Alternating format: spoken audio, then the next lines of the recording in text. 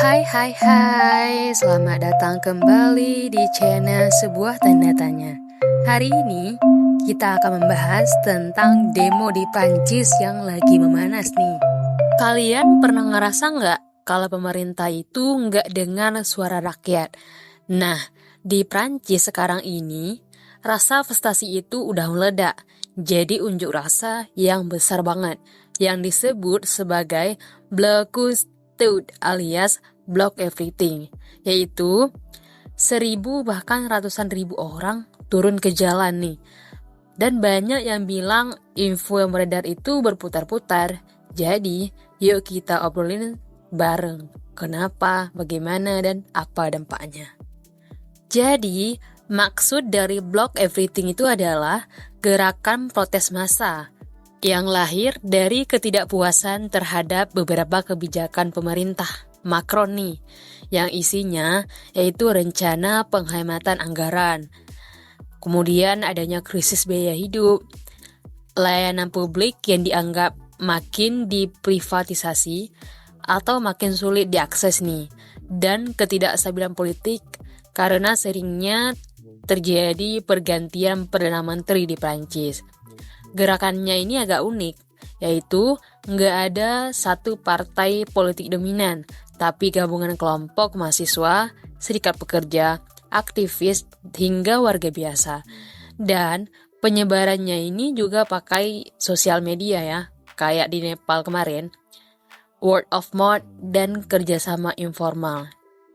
Adapun kronologinya, yaitu pada tanggal 10 September 2025, Hari Aksi Nasional atau blocking semua ini berlangsung.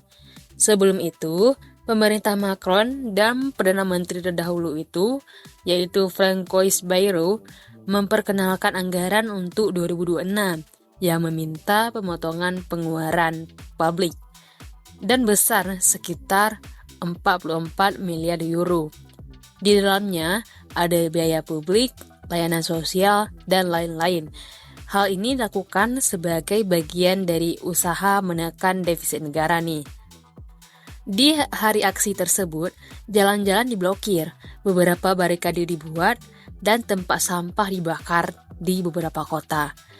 Transportasinya of course terganggu, sekolah ada yang ditutup sementara, dan aparat keamanan dikerahkan sangat banyak nih, dengan penggunaan gas air mata di beberapa titik di Paris dan kota-kota besar lainnya di Prancis.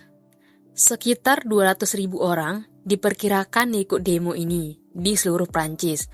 Pemerintah juga mengerahkan sekitar 80.000 personel keamanan yang terdiri dari polisi dan gendarmeri untuk mengontrol situasi.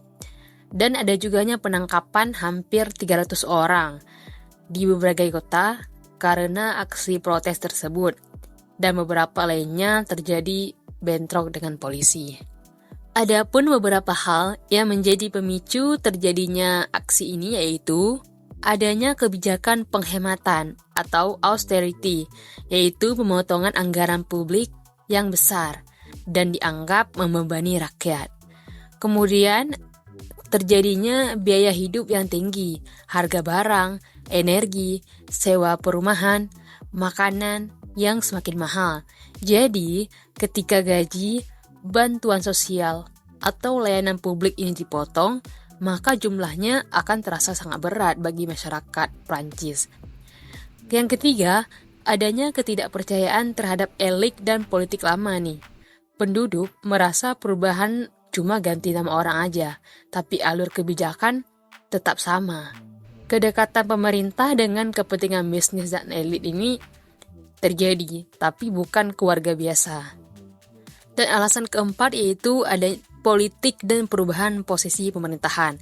Setelah Bayrou kalah, Morsi tidak percaya, Macron mengangkat Perdana Menteri baru, yaitu Sébastien Lecornu, yang dianggap pihak rakyat kurang amanah nih dalam perubahan nyata di Prancis.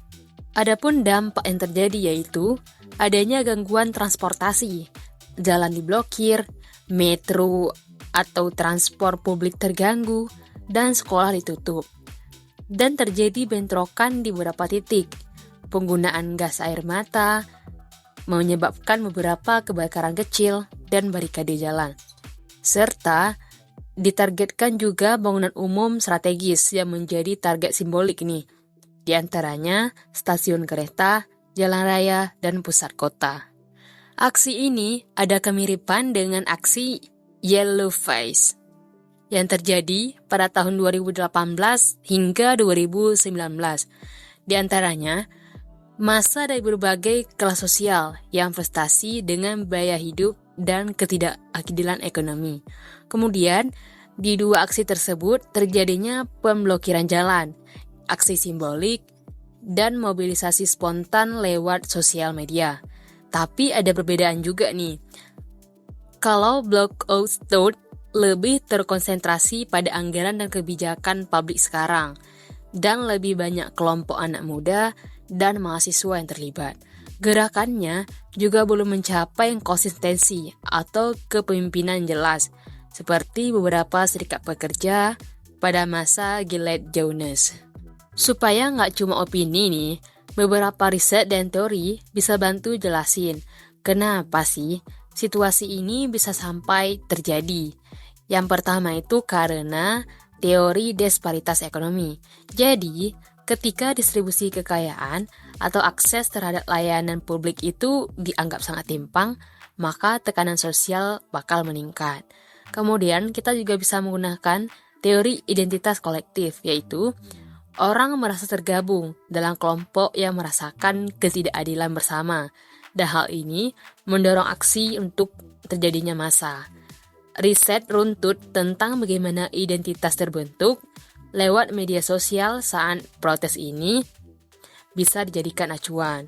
Kemudian, ada juga teori mobilisasi sumber daya, yaitu protes berhasil jika ada akses ke organisasi, misalnya nih serikat pekerja. Dan yang terakhir itu ada teori konflik politik. Jadi, ketika institusi politik dianggap gagal menyediakan saluran yang efektif agar suara rakyat itu didengar.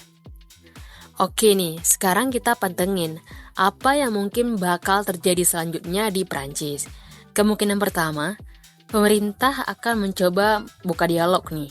Mungkin mengubah sedikit kebijakan agar kritik mereda. Tapi, perubahan besar harus melalui parlemen dan mungkin butuh dukungan tambahan. Kemudian, ada aksi lanjutan yang sudah dijabarkan nih, yaitu serikat pekerja sudah ancang-ancang untuk aksi mogok nasional sekitar 18 September 2025. Untuk kita semua nih, ini adalah contoh kapan suara rakyat bisa bersuara keras lewat aksi massa, tapi juga memperlihatkan bahwa berita ini bisa diputar-putar. Angka, narasi, dan siapa yang dukung siapa, semua bisa dibedakan tergantung sumbernya. Terima kasih telah menonton video ini. Jika kita ingin berdiskusi lebih lanjut, jangan lupa tinggalkan komen di kolom komentar ya. Dan jangan lupa like, subscribe, dan share. Bye-bye.